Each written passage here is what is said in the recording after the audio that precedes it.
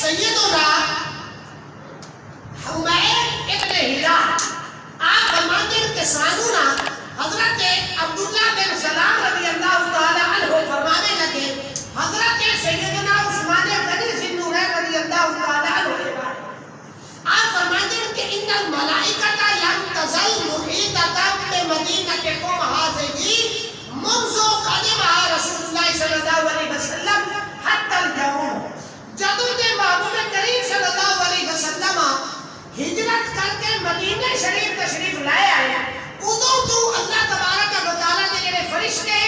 انہوں نے مدینہ شریف کو اپنے ہاتھ دے چلے ہوئے،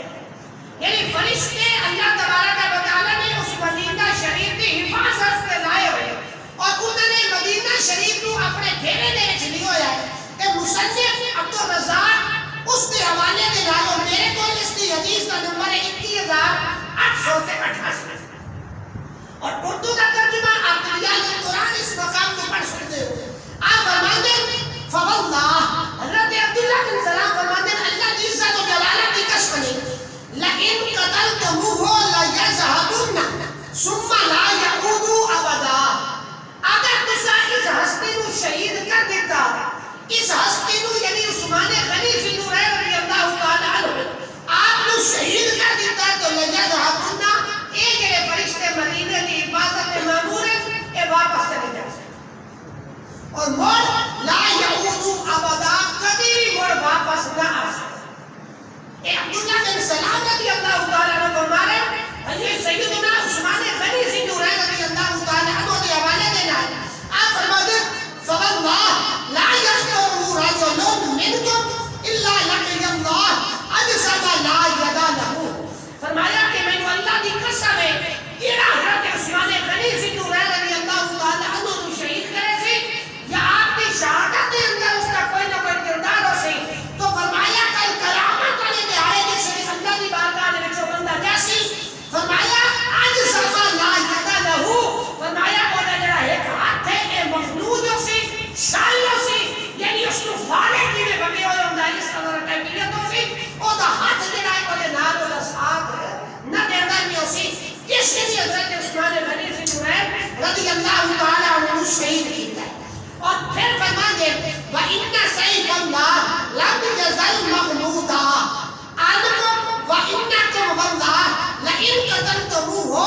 لَا يَسُلَّنَّهُ اللَّهُ ثُمَّ لَا يَخْلِدُهُ عَنْكُمْ، فرمایا کہ اللہ تبارک و تعالی کی جو تلوار ہے نا وہ اللہ نے میان وچ رکھی ہوئی ہے، یعنی وہ جڑا اولا خاص اور چمڑے دا بنیا ہوندا ہے ظرف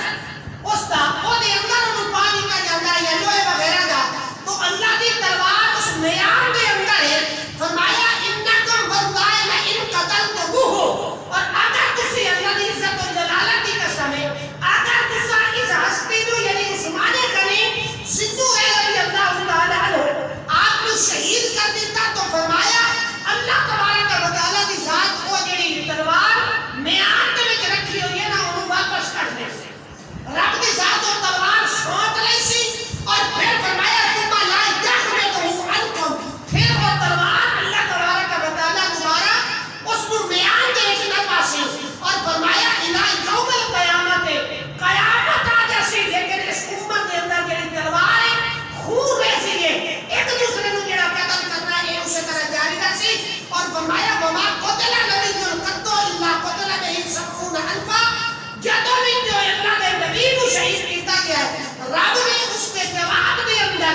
اس وقت کے لوگوں کے اندر 70,000 افراد جڑے انہاں کو قتل کیتا ہے ولا خلیفۃ الا قتل به 35 الفا، کہ جدوں بھی کوئی خلیفہ قتل ہوتا ہے تو 35,000 افراد جڑے انہاں کو اللہ تبارک و تعالی کی ذات اس کا بدلہ بنا دیے اور فرمایا وذکر انہ قتل علی دم یحییٰ ابن زکریا 70 الفا، اور حضرت یحییٰ بن زکریا جب آپ کو شہید کیتا گیا تو وہ بدلے کے اندر اللہ تبارک و تعالی نے 70,000 افراد جڑے انہوں کو قتل کیا۔ تو یہ مصنف عبدالرزاق کے حوالے دے لائے آپ نے اس اپنے تفسیر کے اندر اس حدیث پاک کو نقل فرمایا تو گویا کہ خلاصہ آپ اس مقام کا ارشاد فرماتے کہ اللہ تبارک و تعالی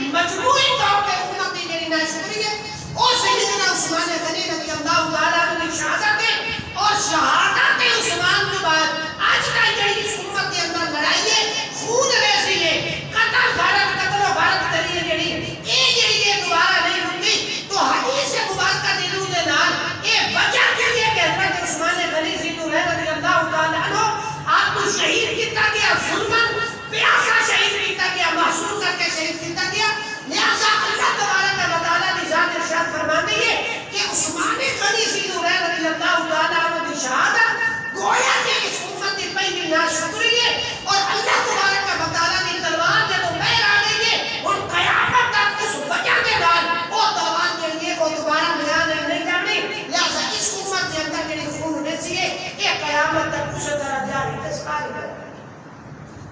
آپ کنز المال کے اندر حدیث مبارکہ آپ ملاحظہ فرما سو اسے حدیث مبارکہ کی مزید وضاحت کہ اللہ تبارک و تعالیٰ کی ذات ایک کنز المال کے اندر 32,896 کے تحت حدیث مبارکہ موجود ہے. فرمایا ان للہ سیفا محمودا فی قلبہ ما دام عثمان ابن عفان رضی اللہ تعالی عنہ